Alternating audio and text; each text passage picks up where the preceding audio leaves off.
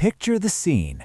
London, June 20th, 1815. The entire British Empire is holding its breath. Somewhere in Belgium, at a place called Waterloo, the fate of the world is being decided. It's Napoleon Bonaparte against the British Army. If Napoleon wins, the British stock market will collapse to zero. The country will be bankrupt. Panic sweeps the floor of the London Stock Exchange. Traders are screaming, selling everything they own, desperate to save every penny. No one knows who won the battle. The Queen doesn't know. The Prime Minister doesn't know. But one man in the room did know. Nathan Rothschild. He stood by his favorite pillar, silent and calm, watching the chaos. Everyone was looking at him. They knew. Rothschild had the fastest network of couriers in the world. And suddenly, Nathan started selling. The floor exploded. Rothschild is selling. That means Napoleon has won. It's over. Prices crashed. Bond values fell off a cliff. People were dumping their life savings for nothing. The market hit rock bottom. And at that exact moment, just seconds before total ruin, Nathan gave a subtle signal to his secret agents. Buy. He bought everything. He bought the entire British economy for pennies on the pound. 24 hours later, the official news finally arrived. Napoleon was defeated. The bonds skyrocketed. In a single day, Nathan Rothschild made more money than his father had made in a lifetime. But how did he know before the king? And how did a family from a locked ghetto who didn't even have a legal last name manage to take over the world? To understand the scale of their success, you have to see where they started. It wasn't a palace, it was a prison. Mid-18th century, Frankfurt, Germany, the Jewish ghetto, known as the Judengasse. It was a single, narrow, muddy street surrounded by a wall. At night, the gates were locked. On Sundays, no one was allowed to leave. Jews were forbidden from owning land, forbidden from selling weapons, silk, or fresh fruit. In a house marked with a red sign lived a man named Mayer Amschel. He had zero chance of success. By law, only 2 of his sons were even allowed to marry to stop the ghetto population from growing. But Mayer had a talent. He understood old coins. He started by digging through trash heaps in flea markets, finding rare coins, polishing them, and selling them to a wealthy prince, William of Hesse, who loved collecting. Mayer realized the golden rule of capitalism before anyone else. Access to powerful people is more important than money itself. By selling coins to the prince at a bargain, he bought his trust, and soon the prince trusted him with something much bigger, managing his vast fortune. But Mayer knew that keeping wealth in one country was suicide. Napoleon's armies were marching across Europe, looting banks. He needed to hide the money where no one could seize it. So he invented the strategy of the 5 arrows. Mayer had 5 sons. On his deathbed, he didn't just split his inheritance, he split the map of Europe. Amschel stayed in Frankfurt. Salomon went to Vienna. Nathan went to London. Karl went to Naples. And James went to Paris. It was a genius move. They created the first decentralized banking network in history.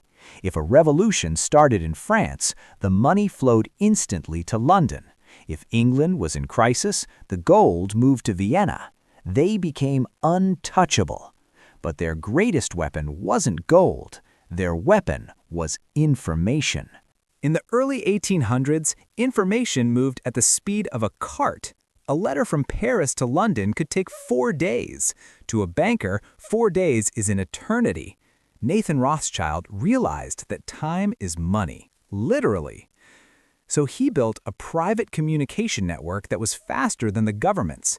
He hired the best riders, bought the fastest horses, and kept private boats ready at the ports of Calais and Dover 24/7 regardless of the weather. While British government couriers stopped to sleep or drink, Rothschild's blue agents, couriers dressed in blue uniforms, rode through the night. But they had a secret weapon that was even faster: pigeons. The Rothschilds maintained lofts of carrier pigeons between their offices. A bird could fly from Paris to London in just a few hours, carrying coded messages wrapped around its leg. They created the internet of the 19th century. When the market crashed or soared in Paris, Nathan knew it in London before the newspapers even started printing. He was playing poker with the world, but he was the only one who could see the cards. But speed was just a tool. The real goal was power. And in 1814, the British Army needed help. The Duke of Wellington was fighting Napoleon in France, but he had a huge problem. He had no money to pay his soldiers. The British government couldn't figure out how to transport tons of gold through enemy lines. So they knocked on Nathan Rothschild's door. Nathan took the contract.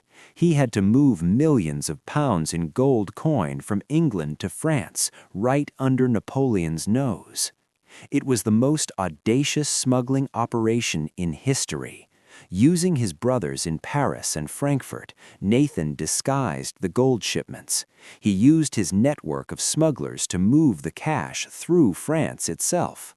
Think about the irony. The gold used to defeat the French army was traveling through French banks managed by a Rothschild brother living in Paris. The brothers were so efficient that they became the official bankers of the British Empire. When the war ended, they weren't just rich, they were the creditors of Europe.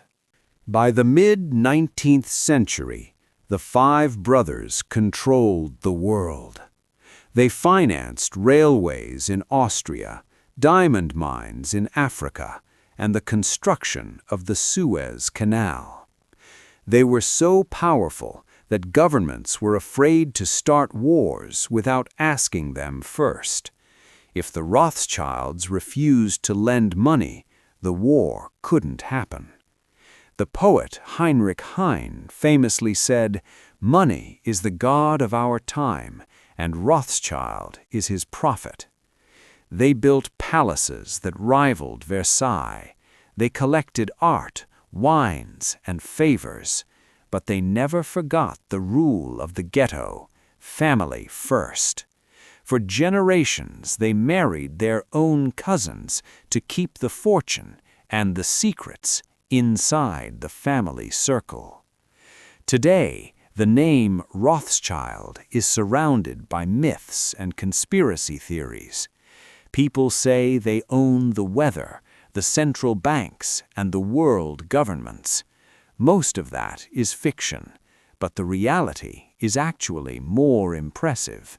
5 brothers, born in a slum behind a locked gate, used speed, daring, and family loyalty to build the greatest financial dynasty the world has ever seen. They didn't just play the game, they bought the casino.